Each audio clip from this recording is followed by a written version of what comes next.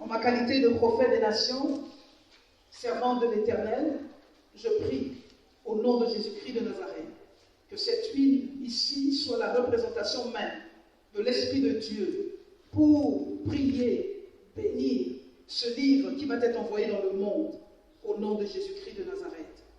Père, je te remercie pour ce rituel que nous sommes en train de faire présentement, afin d'envoyer dans les nations ce livre pour préparer l'Église à l'enlèvement. Ton serviteur a écrit, inspiré par toi, influencé par ta parole. Père, nous voulons maintenant, au travers de ce rituel, baptiser ce livre, l'envoyer afin qu'il communique la pensée de Dieu et l'urgence du temps de la fin. Merci pour ton amour, que ton nom soit béni à jamais au nom de Jésus-Christ de Nazareth. Amen. Dans le monde, afin que ce livre puisse appeler les hommes et les femmes de toute génération, de toute tribu, à lire ce livre et à être imprégnés de la pensée divine de Dieu. Que l'Éternel des armées, qui est le Saint d'Israël, à compter de ce jour, que ce livre soit lu dans le monde entier, que les hommes et les femmes de toutes générations confondues puissent appréhender l'Esprit de Dieu au travers de ses écrits. Père, nous te supplions dans le nom de Jésus.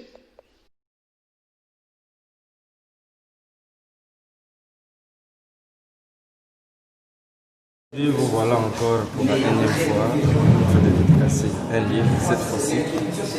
Ma première question serait, avons-nous raté l'enlèvement ou sommes-nous en train de l'attendre? Merci à vous la presse, c'est un bonheur. En réalité, l'enlèvement, on ne l'a pas raté. Ce qui est vrai, c'est que si l'enlèvement a déjà eu lieu, c'est que tous les chrétiens qui sont sur la terre sont restés. Nous sommes simplement en train de nous préparer à l'enlèvement, mais l'enlèvement n'a pas encore eu lieu proprement dit parce que tous les signes qui annoncent cet événement qui est un avènement se préparent, s'annoncent. Donc en réalité, l'enlèvement n'a pas encore eu lieu. Donc nous sommes dans les préparatifs. Et comment devrons-nous préparer avec exactitude cet événement? Puisque l'urgence est déjà là, il y a déjà l'orange qui est là, il ne reste plus que l'orange. Oui, effectivement, on ne peut pas dire que les signaux sont à négliger. Ce sont des signaux très importants qui annoncent véritablement que le rouge est proche. Nous sommes, comme vous l'avez dit, on a déjà vu l'orange. En vérité, il faut que le chrétien d'abord, proprement dit, commence à nettoyer sa robe et que tous ceux qui sont hors de l'église entrent dans l'église parce que c'est l'église qui sera recherchée.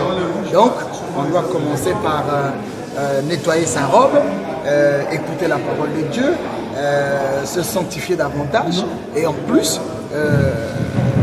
être utile dans la société, notamment à travers sa moralité, sa conscience, sa contribution au développement. Tous ces éléments vont contribuer à la préparation de l'Église. L'Église, entre parenthèses, à qui est destinée cette urgence? À l'Église, tout le monde, croyants, non-croyants, païens, ainsi de suite. Moi, je pense que l'alphabet français que nous utilisons, il n'y a pas que les chrétiens qui l'utilisent. C'est tout le commun de mortels qui utilise l'alphabet, ce qui revient à dire que le message s'adresse à tous les humains, à toute la terre, noir, blanc, rouge, jaune, à tous les peuples. Le message est adressé à tout le monde. Donc ce n'est pas réservé à une caste, mais c'est réservé à tous les chrétiens et à tous ceux qui ne sont pas encore dans l'église, qui seront chrétiens demain. Le message est adressé à tout le monde. Et une question vous est venue sur comment, par exemple, dans l'armée, dans les administrations, partout dans le monde, faisons-nous pour que ce message puisse également parvenir? Je pense que tous ceux qui remplissent un profil professionnel devraient d'abord savoir que si Dieu a fait de moi, par exemple, journaliste, c'est que j'ai une mission dans le corps journalistique. Si je suis militaire, j'ai une mission de Dieu dans le monde militaire. Si je suis, moi par exemple, je suis sans frontières. Je vais dans les universités, je vais dans les milieux militaires, ainsi de suite. Donc, c'est simplement savoir utiliser son profil professionnel au profit de l'évangile. Il ne faut pas cacher son identité comme d'autres chrétiens le font. Il est chrétien, il est dans des deals sales avec les gens, il faut se repentir et il faut continuer à propager l'évangile de Dieu dans toutes les sphères de la société. Alors, qu'est-ce qui a poussé l'auteur à mettre sur pied cet ouvrage? Bon, ce qui a poussé l'auteur à mettre cet ouvrage sur le marché, c'est simplement d'abord l'inspiration, parce qu'on n'écrit pas en imaginant. En tant qu'auteur, je vis dans une société, je vois les médias et il y a l'esprit qui connaît l'au-delà de nos pensées.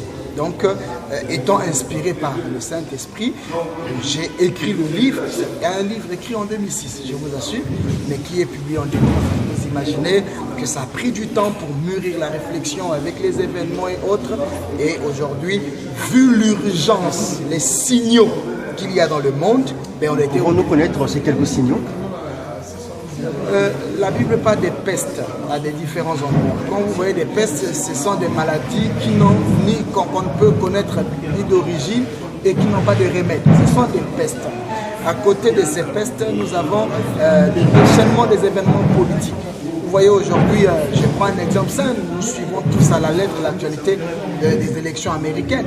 On n'a jamais vu le comportement des Américains un peu comme des Africains. Donc cette déchéance morale, le déchaînement de la nature, le réchauffement climatique, tous ces événements aujourd'hui sont des signes qui ne trompent pas que l'urgence est là. Merci. Qui s'adresse pratiquement à toutes les couches sociales, qui n'est pas un livre seulement réservé à l'Église. Le message est un message universel et l'auteur a présenté le message de l'enlèvement comme étant un message universel, non pas seulement comme un message qui est spécifique à l'Église. Et c'est donc une invitation que l'auteur a voulu faire dans ce livre.